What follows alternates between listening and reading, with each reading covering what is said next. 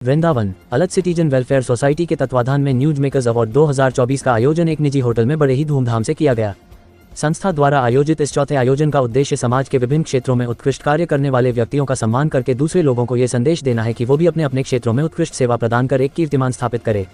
News makers award 24 के आयोजन का शुभारंभ मथुरा के जिलाधिकारी शैलेंद्र कुमार सिंह, वरिष्ठ पुलिस अधीक्षक शैलेश कुमार पांड्या, नगर मजिस्ट्रेट राकेश कुमार, MVDA के उपाध्यक्ष श्याम बहादुर सिंह और संस्था के अध्यक्ष नीरज सिंह ने बांके बिहारी जी के चित्रपट पर माल्यार्पण कर और दीप प्रज्वलित करके किया। न्यूज मेकर्स अवार्ड 24 सम्मान पाने वाले लोगों में नगर मजिस्ट्रेट राकेश कुमार, श्रीमती मनप्रीत कौर, मित्र वृंदा ग्रुप के MD धनंजय सिंह, कथा प्रवक्ता रमाकांत गोस्वामी, व्यवसायी TR मित्तल, मथुरा रिफाइनरी के HR हेड भास्कर हजारिका और CSR head Sujit Kumar Gupta, Lodha group के जगवीर सिंह, पुष्पांजलि ग्रुप अगर के चेयरमैन VD अग्रवाल, कला के क्षेत्र में वंदना श्री आदि के नाम विशेष रूप से उल्लेखनीय है। अलग सिटीजन वेलफेयर सोसाइटी द्वारा आयोजित इस कार्यक्रम में वंदना श्री के सांस्कृतिक टीम द्वारा विभिन्न प्रकार के सांस्कृतिक कार्यक्रमों का मंचन हुआ, जिसमें मुख्य रूप से फूलों की होली और मयूर नृत्य ने आगंतुक अतिथियों का मन मोह लिया। अलर्ट सिटीजन वेलफेयर एसोसिएशन के तत्वाधान में आज यहाँ पर न्यूज मेकर्स अवार्ड में उपस्थित परम आदरणीय SSP साहब, कार्यक्रम के आयोजक आदरणीय नीरज जी,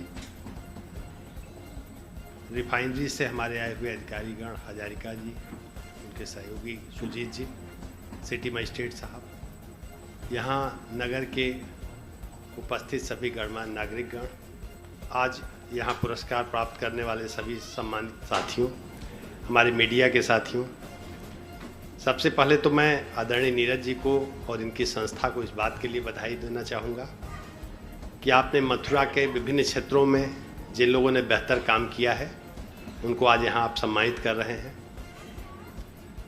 मुझे अपने शुरुआती दौर के जब नौकरी में आया था, शुरुआती दौर के एक मित्र का हमेशा एक किस्सा याद रहता है, हंसी भी आती है उसको सुन करके, कि वो कहता था कि सिस्टम को बर्बाद करने में 10% लोगों का योगदान है, बाकी लोग ठीक हैं, और 10% वो लोग हैं जो बड़े नेक हैं, जो सही रास्ते पर चलते हैं और जो सही निर्णय लेते हैं। वही 10% लोग इस सारी समस्या की जड़ में हैं, क्योंकि अगर वो भी ख़त्म हो जाएंगे तो अपने आप क्रांति आएगी और सिस्टम बदल जाएगा और सब कुछ ठीक हो जाएगा। मेन समस्या की जड़ उन 10% लोगों को है। लेकिन मुझे लगता है कि वही 10%, 20%, 30% जो भी हैं सोसाइटी में, वही वो लोग हैं जिसके कारण सिस्टम चल रहा है। और जब हम अच्छाई को सम्मानित करते हैं तो केवल एक व्यक्ति को नहीं सम्मानित करते हैं, बल्कि उस हैबिट्स को हम सम्मानित करते हैं कि अच्छे लोग, हमारी संस्कृति रही है, हमारा इतिहास रहा है कि हमेशा हम अच्छे लोगों को सम्मानित करते रहे हैं। और जो समाज के लिए बाधक तत्व हैं, जो विकास में बाधक हैं, उनको हम सम्मान या उचित स्थान नहीं देते रहे हैं। आपने अभी थोड़े दिन पहले दशहरा हम सब लोगों ने मनाया। दशहरा क्या था? यही तो था राम और रावण का युद्ध, दशानन और दशरथ का युद्ध। हम सब के अंदर जो दशानन होता है, जो 10 इंद्रियों को एंजॉय करना चाहता है, और दशरथ जो 10 इंद्रियों को कंट्रोल करना चाहता है, हम सब के अंदर उसका द्वंद्व हमेशा चलता रहता है।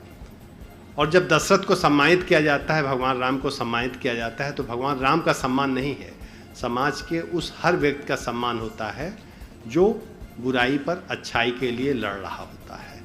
तो आपने यहाँ हो सकता है 5 लोगों को सम्मानित किया, हो सकता है 10 लोगों को सम्मानित किया, लेकिन ये मैसेज यहाँ के 25 लाख लोगों तक पहुँचेगा कि नहीं, ऐसा नहीं है कि समाज में अच्छे लोगों की कदर नहीं है या अच्छे लोगों को सम्मानित हम नहीं करते हैं। तो ऐसे लोगों को आपने सम्मानित करने के लिए आज चुना, इसके लिए मैं निश्चित रूप से आपको बधाई भी दूंगा, धन्यवाद भी दूंगा। और लगातार पिछले लगभग 2021 या 2022 से लगातार आप कार्यक्रम कर रहे हैं और उस कार्यक्रम को गतिशील बनाए हुए हैं, लगातार आगे बढ़ा रहे हैं। निश्चित रूप से ऊंचाइयों पर चढ़ना एक बात होती है और वहाँ पर लंबे समय तक टिकना एक दूसरी बात होती है। तो न केवल आपने इस कार्यक्रम को शुरू किया, बल्कि उसको बरकरार भी रखे हुए हैं। इसके लिए आपको डबल बधाई कि आप इस कार्यक्रम को बरकरार रखे हुए हैं। आज की डेट में अगर हम मथुरा अपने जनपद की बात करें तो निश्चित रूप से हमारी जनपद में जो कुछ घटित होता है वो पूरे विश्व परिदृश्य में, कम से कम पूरे हिंदुस्तान में उसकी चर्चा परिचर्चा होती है। कारण क्या है कि सबसे पुरानी सभ्यताओं में से जीवित सभ्यता है। अगर हम देखें तो मथुरा, काशी, ये सब पुरानी सभ्यताएं, अयोध्या, ये पुरानी सभ्यताएं हैं जो हिंदुस्तान के संस्कृति और इतिहास से जुड़ा हुआ है। और यहाँ जो कुछ घटित होता है ये माना जाता है कि ये राधा रानी की, माँ राधा की नगरी है, भगवान कृष्ण की क्रीड़ा स्थली है। और ये माना जाता है कि यहाँ जो कुछ घटित हो रहा है वो हमारे समाज में निश्चित रूप से परिवर्तन डालेगा और बेहतरी के लिए कार्य करेगा। और उसके उदाहरण हमारे भगवान कृष्ण और माँ राधा हैं, जिन्होंने कि समाज को एक नई दिशा दी और गीता जैसा एक ग्रंथ दिया जो आज भी हर घर घर में उसकी चर्चाएं होती हैं। और जितनी बार भी हम पढ़ते हैं और लगता है कि अभी हम नादान ही हैं, शायद इसको समझ नहीं पा रहे हैं।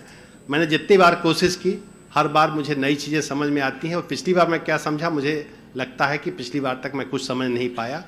और कई बार पढ़ने के बाद भी ईमानदारी से इसको स्वीकार करता हूँ कि आज भी मुझे गीता का जो यथार्थ है वो समझ में नहीं आया। हाँ, कुछ मोटी बातें जो बचपन से पिताजी बताते रहते थे उतना कुछ समझ में आता है। उसके अलावा जो उसमें और चीज़ें हैं अंदर, उसको कंठस्थ करना बड़ा मुश्किल कार्य होता है।